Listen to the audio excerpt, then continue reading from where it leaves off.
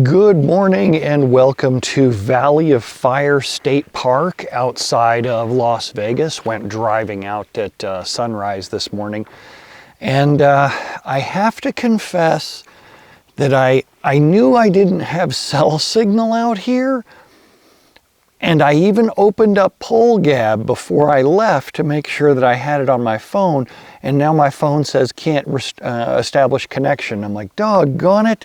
So now I'm not going to be able to read your questions word for word, but I did look at a few of the questions, and so I'm going to paraphrase the top voted questions.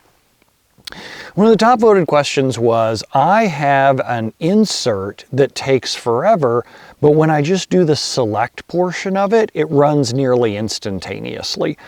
So there were a couple of different causes for this. One cause can be, even though you say it runs nearly instantaneously, what it could be is just that some of the rows start coming back instantaneously. And so in your mind, the query has completed.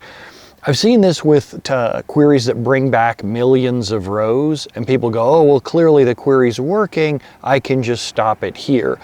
But when you're doing an insert, the whole entire insert has to absolutely finish. You don't get like partial progress reports. So that's one possible cause. Another possible cause can be wherever you're writing the data to. I believe that you said you were writing it to a temp table, in which case you could also be under pressure on TempDB on the server itself.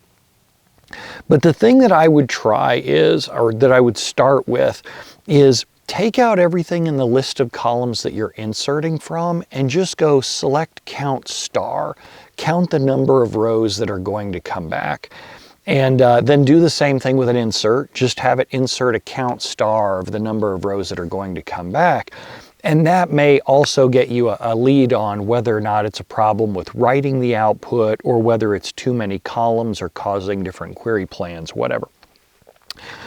Finally, last thing that I would say on that one is make sure to compare the execution plans. Get the estimated execution plans between the two, and they may be wildly different. For example, the insert may only be going single-threaded, whereas opposed to the select may be going multi-threaded. One of the next highest voted ones, of course I'm not going to remember in order, but one of the next highest voted ones was, Brent, did you ever have to deal with boredom on the job? So when I was in control of my destiny, no. Like when I was a full-time employee and I reported to someone inside the same company that I worked for, I never had boredom as a problem, because any time that I got bored, I would simply go to my manager and say, okay, what is it that you need to have done in your department in order to get you a raise? Like, what do you need from the rest of us that is stopping you from getting a raise? And whenever you can make sure that your boss gets a raise, they will generally make sure that you're taken care of as well. Yeah, sure, there are some slimy bosses who are going to steal credit, but when you make it really clear that, look, my mission is to make you look good and is to help you succeed, then that boss will generally take care of you along the way. So my boss always had things that he needed to get done, or my manager needed to get done, and so would always focus on those things. When I wasn't in control of my destiny, when I worked as a consultant or a contractor for someone else, including the work that I do now, sometimes I'll get hired in by a company as a consultant or a long-term contractor, I will absolutely get bored. Like, oh, I've climbed this hill before, I know how to do this, this isn't challenging for me. And so the way that I keep myself motivated is I go, okay, this is relatively easy money.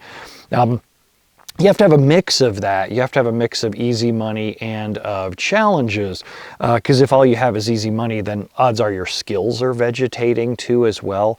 If all you have is challenges all the time, then you're going to get burned out because it'll feel like you're overwhelmed. You have too much pressure from all kinds of things. Another highly voted question was, have you read the Management Studio changelog or release notes? And is there anything that gets you excited in Management Studio's release notes? No, not at all. Management Studio tends to be, these days, they're just trying to make sure that it stays current with all of the new features they add to SQL Server, Azure managed instances, the new availability groups that will fail back and forth on premises and up to managed instances. That kind of thing doesn't really get me excited because they're doing the bare minimum. I don't want to say, yeah, they're really doing the bare minimum that they have to do in order to make that work. Yet there have been things that I noticed in the release notes for Azure Data Studio that actually got me excited. Microsoft continued to invest in making execution plans better. Execution plans were like barely enough in Azure Data Studio once they first came out, and now it looks like they're better. I'm torn about whether or not I start teaching with Azure Data Studio because I really want to use notebooks, but Azure Data Studio notebooks still don't have execution plan support at all, like none. So that doesn't really work for me, given that most of what I teach is performance tuning. Another highly rated question was, has traceflag 1800, and yes, I memorized that, has traceflag 1800 ever made a difference with you with log shipping? I don't even know what traceflag 1800 is. I don't even know if it's a real traceflag. So no, that isn't something that has ever hit my radar at all. Generally speaking, there's only been a couple of trace flags that I've ever gotten into. But if you want to learn more about trace flags, search for Ktaranov, K-T-A-R-A-N-O-V, Ktaranov trace flags. And Konstantin's got a GitHub repository with a list of all the known trace flags out there, both supported and unsupported. Do I remember any others? Oh, someone said, so I'm looking at moving to SQL Server 2019 or 2022, and I'm looking at changing from database mirroring to something else.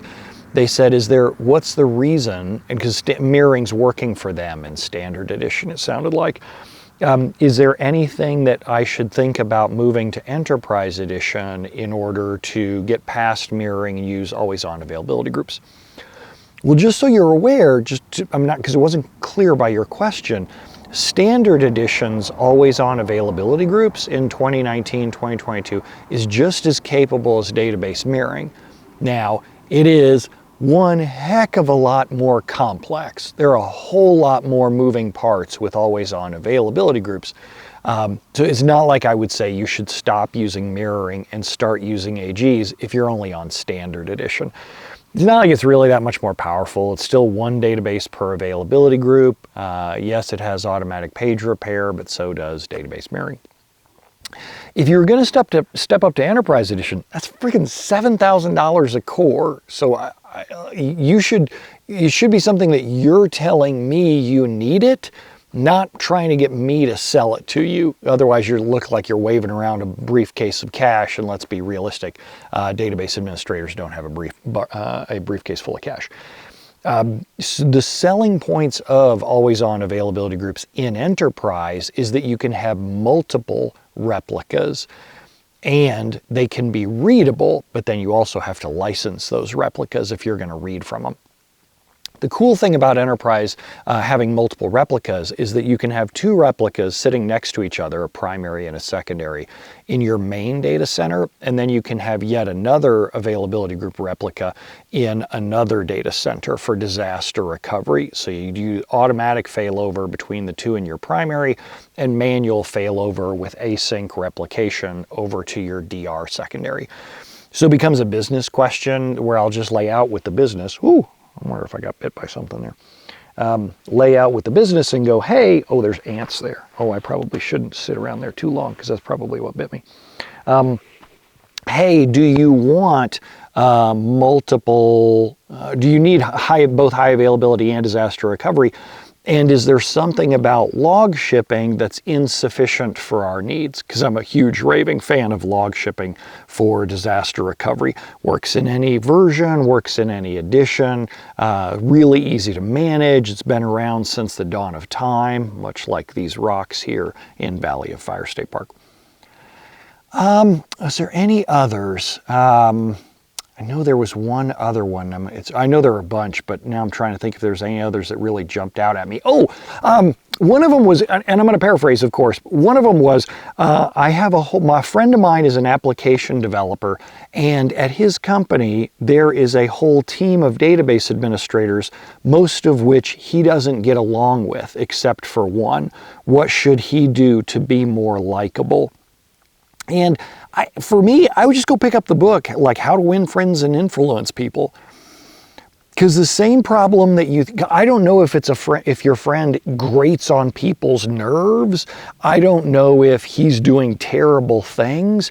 And that book, How to Win Friends and Influence People, will get you started on a lifelong journey of how can I be easier to get along with the people around me. It's funny for me to say, given that I am notoriously hard to get along with in certain circles. But it'll help you ease into that, and it'll pay dividends for you for the rest of your life in all of the circles that you're in, not just the database administrators. Because if you say that only one person out of an entire team likes you, I don't think that's a technical thing. I think that's a people thing. And it may be that the company hired a bunch of jerks for database administrators, but that's always going to be the case in any department that you ever go to. I mean, you go to any cocktail party or networking event and ask people what they think of their coworkers, and after you get a few drinks into them, they're gonna be like, well, there's this one team at the office and they're terrible. You know, it holds true whether you're an accountant, an artist, a wedding planner, a photographer, whatever. Well, that is all I can remember. I will do another one of these office hours actually when I get back in cell phone signal. Right now, I am going to go hop back in the car. I'll show you what I'm out here driving around in today. So I decided to take the Ferrari out for a spin, and so I'm driving this thing around out through Valley of Fire State Park. Valley of Fire is one of my favorite places. Absolutely phenomenal place for driving, and it was really nice first thing in the morning because the air conditioning in this thing is actually not the greatest. So it's much more fun to drive around with the top off when it's nice enough outside. It's 79 degrees here for Fahrenheit, for those of you who are Americans or know our terrible measuring systems. And it is, let's see here, 6:30 in the morning. So that gives you a rough idea how hot it gets, how quick out here in the desert. I believe it's supposed to be 110 today. 110 Fahrenheit today, I believe. So stay safe out there and adios. I will see y'all at the next office hours. Talk to you soon.